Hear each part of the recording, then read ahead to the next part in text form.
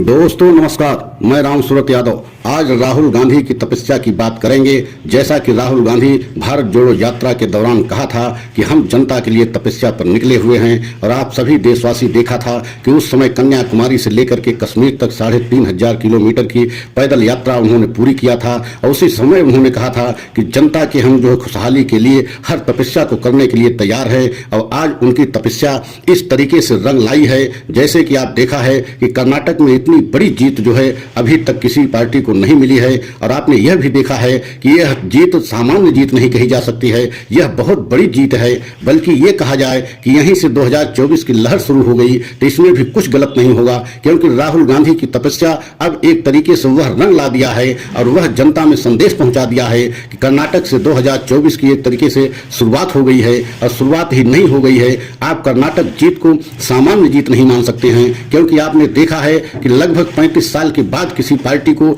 इतनी बड़ी जीत मिली है और किसी पार्टी को इतनी बड़ी हार मिली है। तो आप सोच सकते हैं यह जनता में संदेश सिर्फ कर्नाटक तक सीमित नहीं रहेगा, यह जो है संदेश जनता में पूरे देश में गया है। और पूरे देश में एक तरीके से बीजेपी के खिलाफ जो है और कांग्रेस के पक्ष में लहर बनना शुरू हो गई। और ये कहा जाए कि कर्नाटक की जीत से ऐसी लहर पैदा हुई है कि ये लहर 2024 तक खत्म होना संभव नहीं है। और एक तरीके से अब मोदी जी को वापसी करना या मोदी जी के नाम पे के चेहरे पर वोट मांगना या मोदी के मैजिक चलना ये अब आसान दिख नहीं रहा है, क्योंकि जिस तरीके से कर्नाटक की जनता, और आप जानते हैं कि कर्नाटक की जनता बहुत ही पढ़ी लिखी और सूझबूझ की जनता है, और तमाम जो है हथकंडे अपनाने के बाद प्रधानमंत्री मोदी जी वह सारे हथकंडे अपनाए जिसकी वजह से चुनाव जीता जा सकता था, लेकिन कोई हथकंडा उनका काम नहीं आया। और आखिर में पूरी कर्नाटक की जनता राहुल गांधी की बातों पर विश्वास किया, जो उन्होंने गारंटी के तहत 4-5 जो है घोषणाएं किया और 5 जो है गारंटी योजनाओं को बताया,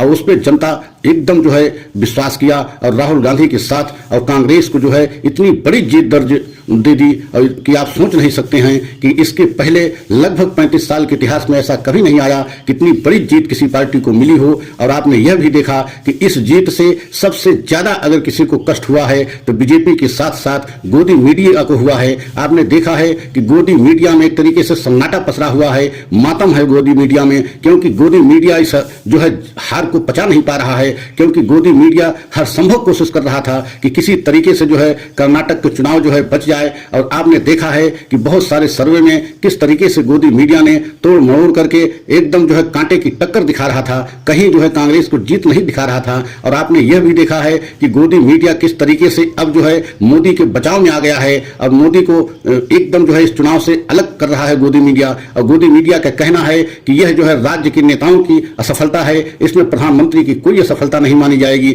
लेकिन अगर आपने यह भी देखा है कि कहीं अभी कांग्रेस की हार हुई होती और इतनी बड़ी बीजेपी की कहीं जीत मिल गई होती, तब यही गोदी मीडिया किस तरीके से जो है नंगा नाच करती और कांग्रेस को इतना ज्यादा जो है भुला जो है तमाम बातों से आलोचना करती कि आप सोच नहीं सकते हैं। लेकिन आपने देखा है कि अब पूरी गोदी मीडिया प्रधानमंत्री मोदी जी के बचाव में आ गई है। अब पूरी जो है हार की जो है असफलता के जो है ढींगरा एक तरीके से जो है राज्य के नेताओं के ऊपर फोड़ रही है और सीधा कह रही है कि इसमें प्रधानमंत्री मोदी की असफलता का सवाल ही नहीं उठता, इसमें जो है राज्य के बीजेपी के नेताओं की सफलता है। और अब मोदी जी को किसी तरीके से गोदी मीडिया बचाने में लगा हुआ है, लेकिन ये अलग विषय है। लेकिन सवाल यहाँ यह आता है कि क्या 2024 की लहर अब कर्नाटक से शुरू हो गई? तो इसमें कुछ भी गलत नहीं है, क्योंकि यह संदेश पूरे देश में जा रहा है और पूरे देश की जनता अब समझ रही है कि आने वाले समय में 2024 में एक तरीके से राहुल गांधी की तपस्या रंग लाई। और उन्होंने जो 5 महीना की कठिन यात्रा किया था, आप सभी देशवासी देखा था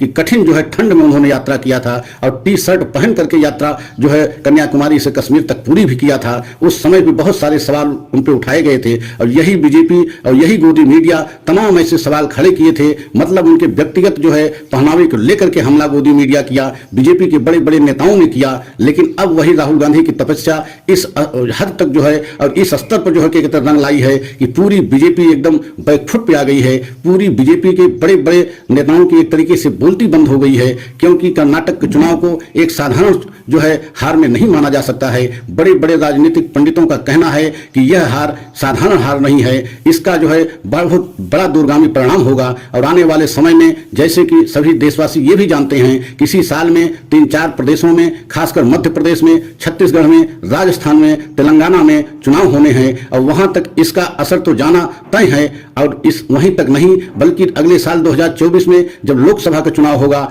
तब तक ये लहर इसी तरीके से, बल्कि इससे और बढ़ के ये लहर बनेगी, क्योंकि पूरे देश में इस समय राहुल गांधी की जिस तरीके से लोकप्रियता बढ़ी है और कांग्रेस के प्रति लोगों का जिस तरीके से झुकाव बढ़ा है, उसको देखते हुए ऐसा लग रहा है कि आने वाले समय में पूरे देश के एक तरीके से झुकाव कांग्रेस की तरफ हो जाएगा। और बीजेपी के खिलाफ जो है लगभग जो है जनता का जो इस समय मूड बन रहा है, या कर्नाटक के चुनाव को देखते हुए जैसा माहौल बना है, उसको देखते हुए तो यही लग रहा है कि यह एक तरीके से 2024 की लहर यहीं से शुरू हो गई है। और अब जो है राहुल गांधी की जिस तरीके से तपस्या रंग लाई है, और राहुल गांधी ने उसी समय जो है घोषणा भी किया था कि हमने दूसरी पदयात्रा और निकालेंगे, तो मतलब आप सोच सकते हैं इसी बीच में कहीं अब दूसरी पदयात्रा राहुल गांधी की निकलती है तो बीजेपी के लिए कितना कठिन समय हो जाएगा और कितना मुश्किल का दिन आ जाएंगे। आप सोच नहीं सकते हैं कि अभी तो एक यात्रा राहुल गांधी किए थे और एक यात्रा से ऐसी एक तरीके से शुरुआत हो गई है कि बीजेपी के एक तरीके से बुरिया बिस्तर बनने की एकदम स्थिति आ गई है। और आपने देखा है कि दक्षिण भारत में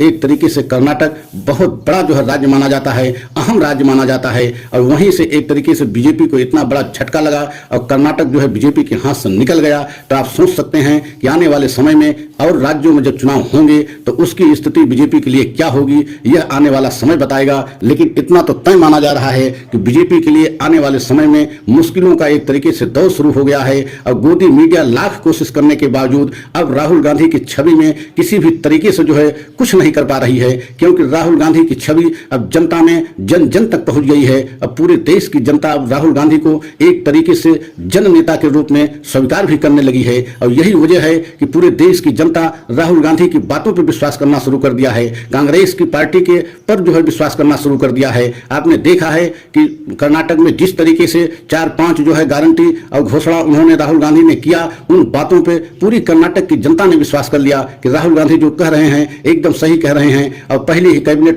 जो है मंत्री के जो बैठक होगी उसमें ये सारे जो है गारंटी योजना पास भी हो जाएंगे। यही वजह है कि अब पूरे देश की जनता का विश्वास राहुल गांधी के प्रति एवं कांग्रेस के प्रति बढ़ता जा रहा है। और आपने प्रधानमंत्री को देखा है कि किस तरीके से चुनाव को किसी मुद्दे पे नहीं बल्कि जो है तुष्टीकरण के नाम पे जो है चुनाव लड़ने की कोशिश किया, बजरंग दल को बजरंग बली से जोड़ने की कोशिश किया। बताइए इससे जनता को क्या फायदा होगा। लेकिन प्रधानमंत्री इसके बावजूद जो है कभी कोई चुनावी ऐसा मुद्दा या जनता की ऐसी बातों को नहीं उठाया जो जनता को एकदम जो है लगे कि हाँ प्रधानमंत्री हमारे लिए कुछ करना चाह रहे हैं। केवल धर्म के नाम पे एवं जो है हिंदू मुस्लिम के नाम पे प्रधानमंत्री वोट मांगते रहे। और यही वजह है कि इस बार कर्नाटक की जनता एक तरीके से बीजेपी को और खासकर प्रधानमंत्री को नकार दिया, क्योंकि प्रधानमंत्री मोदी जी अपने नाम पर वोट मांग रहे थे और वो भी जनता स्वीकार नहीं किया। अगर यह सच हमारा सभी देशवासियों को अच्छा लगा, लाइक सब्सक्राइब करें, अगले सच की प्रतीक्षा करें। अगला सच पुनः हम लेकर के आएंगे। जय हिंद, जय